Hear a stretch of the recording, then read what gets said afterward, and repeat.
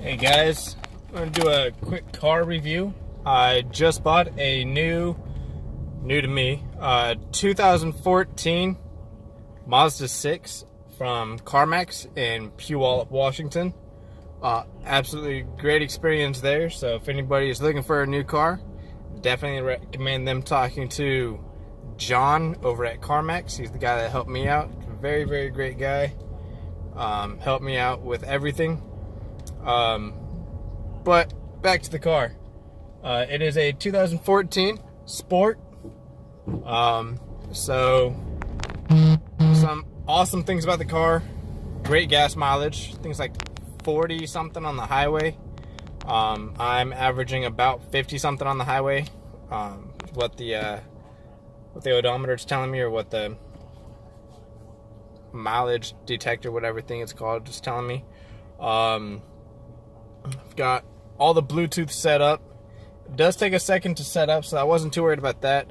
But one thing that I do have to say that would be a point against Mazda is when you first get into the vehicle, it does take quite a while for it to sync back up to your phone.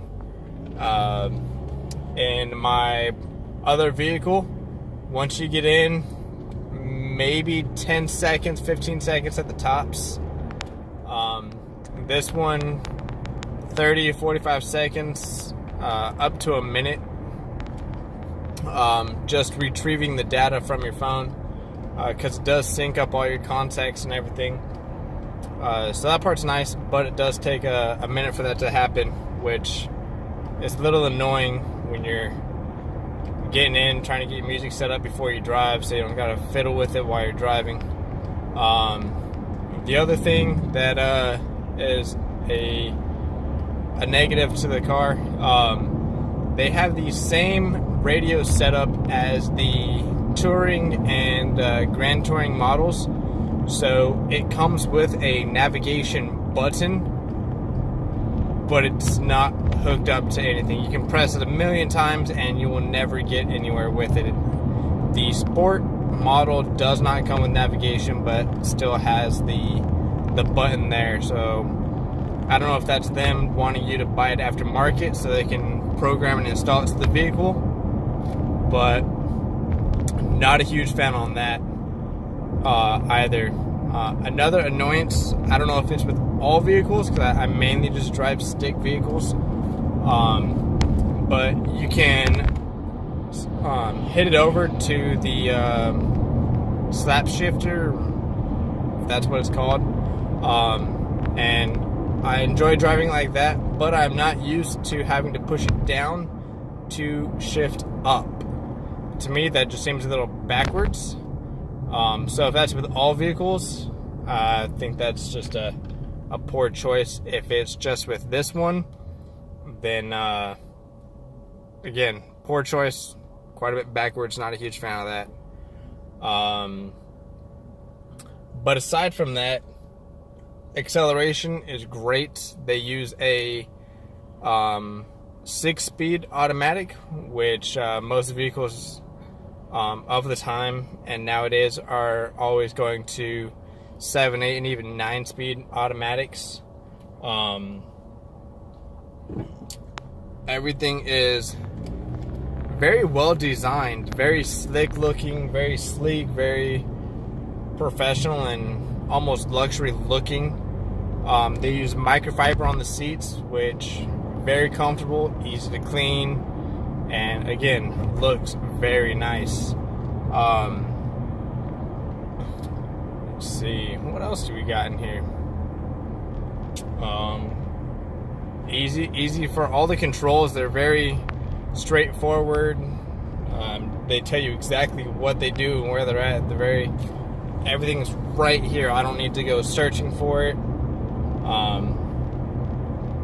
So I really like that, how everything is quickly accessible and where you would assume it would be.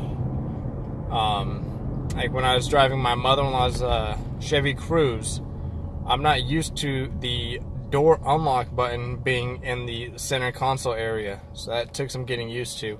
This one, door unlock button, is on the door. the window lock button on the door.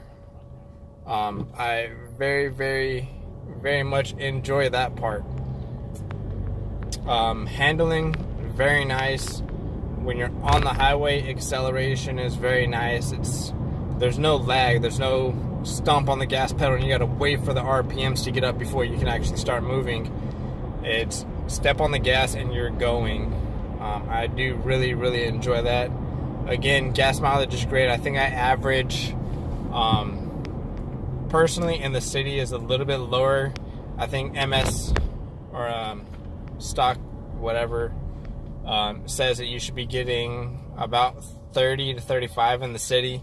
I'm a little bit more aggressive in the city, frustrated with people. So I'm getting in the, still getting in the upper 20s, low 30s. And then on the highway, it was saying about 40 on the highway. This was saying that I was getting around 50 to 56 on the highway, just put in cruise control and just go. But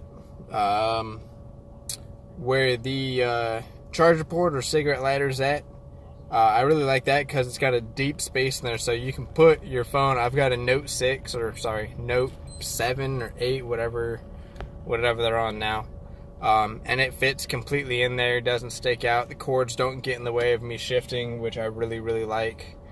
Off on the side, they have instead of a like a little ashtray type deal, it's a nice plastic lined felt inside what I would consider a coin cubby.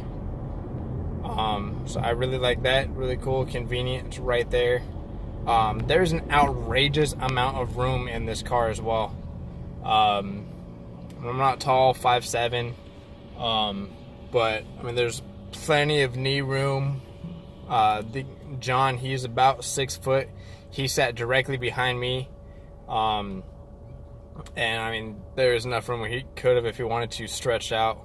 The back seat, or the back of the front two seats, they're indented, so that allows you to have more knee room while you're back there. Really, really nice. I'm able to put 2 car seats for the kids back there, each of them with their diaper bags or school backpacks, and there's still plenty of room to move around. But absolutely great. Whoa. And that's what it looks like when you hit the gas really quick and your phone falls. But not too worried about that. Still going to keep it in the video. But overall, great car, great buying experience. Recommend it to any and everyone.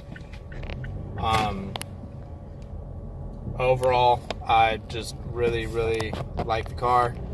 Enjoy it. Good speed, good gas mileage. Yeah, it's great. Get one. Love it. Deuces.